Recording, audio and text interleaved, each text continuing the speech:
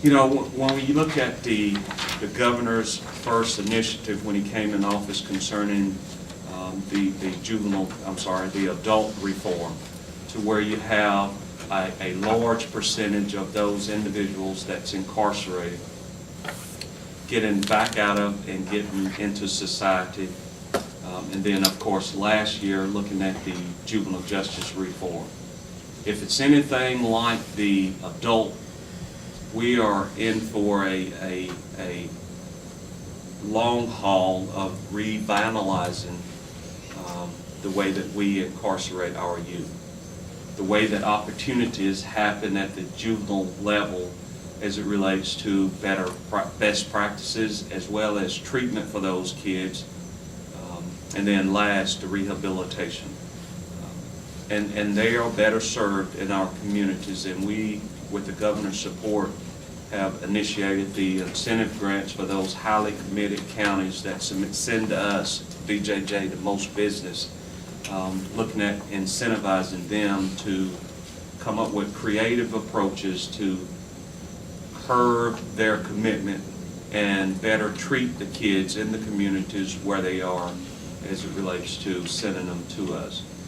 There was a study done that showed over 80% of the national criminal justice side, those individuals that's incarcerated at the adult level, over 80% of those was somehow related to juvenile misconduct and part of a juvenile system nationwide.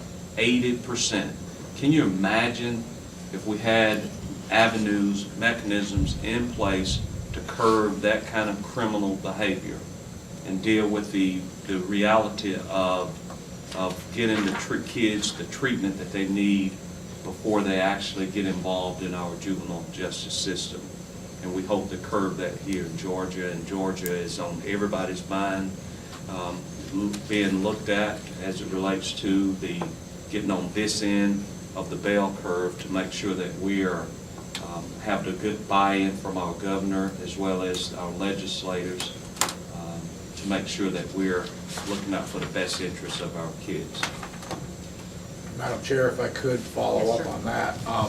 First of all, I want to commend the Commissioner for his handling of the budget hour that we were all given. I was in there for another agency, and he followed up on from an agency that really got put on the hot seat, and the atmosphere was tense, to say the least, when he took his turn, and he was able to diffuse that and at least get them listening to what this agency needed in terms of its budget, because it was kind of going into the guns, and I got to commend him on that.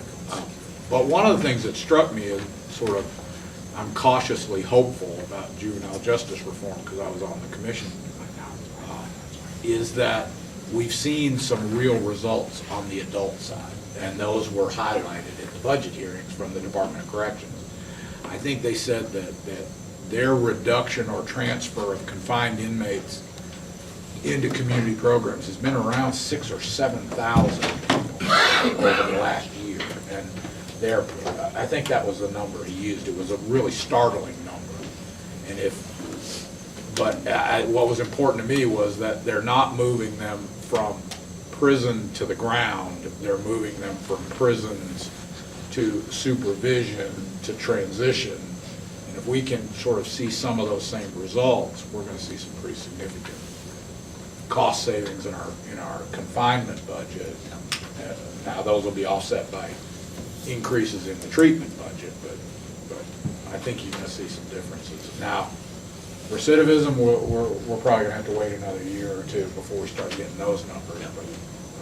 But everybody's hopeful, and I think even though we're sort of doing this on the run, corrections has managed to do it on the run, and I think we can probably do it on the run too. Thank you, sir. Anyone else have comments? I think the judge does. He came in late. He has a comment. I mean, I always have comments, but people want me to be selective about my comments. Okay, so but what's on the what's the agenda? Reform. Okay, well, you know, I mean, have you mentioned anything yet, Commissioner, about the recent report that came out, or is that on the juvenile justice side? We were gonna wait till you got here. Oh, okay, all right, well, I'll just be real quick then. This year, for 2013, we decided not to move into, address any substantive reforms like we did in 2012. Danny and I participating in those recommendations. And that's because the law didn't go into effect till January 1st. And so you don't want to initiate further reform when you haven't had an opportunity to implement the new ones. And so instead we decided to seize this opportunity to look at how we're going to measure these new reforms, okay, these changes. And so therefore we divided the commission into three categories, one being recidivism and reentry that Danny had referenced, okay. The other being the civil forfeiture issue that has been, of controversy. And then the third one being the Oversight and Implementation Committee. And myself and Judge Dill, the governor's son, we co-chair that committee. I chair obviously the juvenile justice side, and he chairs the adult side. As a result of our committee work, what has been passed out of the commission, forwarded to the governor, is that we have developed, with the help of the Annie Casey Foundation and the Pew Charitable Trust, a document that is entitled Performance and Outcome Measures Document, one for the adult, one for the juvenile justice, that lists every single change in the law, substantive change, and how we're going to measure those things, okay? So that, and what's really, I think, important is that we have legislative members on the commission for which, as we receive these outcome, results, if we see things are not working the way that we anticipated, that we can analyze that. We can go right to the table and then see what we can do to get it to the legislature as soon as possible and tweak it, so that we can ensure for the taxpayers and the citizens, number one, the protection of the community and the reduction of recidivism. Now, did I do a good job for you? Great job. That's all. Hey, one other thing too, and I'm sorry that this is off base, but I sit down here every time, I'm usually on this side, and I see and I walked in and Danny was talking, and I have my new picture. His looks like his is touched up and mine isn't. Can we get mine? Mine was taken off the internet, because I don't have a new picture. Okay, can I get mine touched up then, is where I'm going with it. All right, don't answer, go ahead. Sorry. I think we could accommodate that request. Ms. Sharon? Yes, sir. Yes. Just wait till next month. Okay. There may be pictures you don't want. I know, that's what I know, I open up that door. Daddy will be the one searching the web now. Got anything on Facebook? I try to be careful cleaning that one up.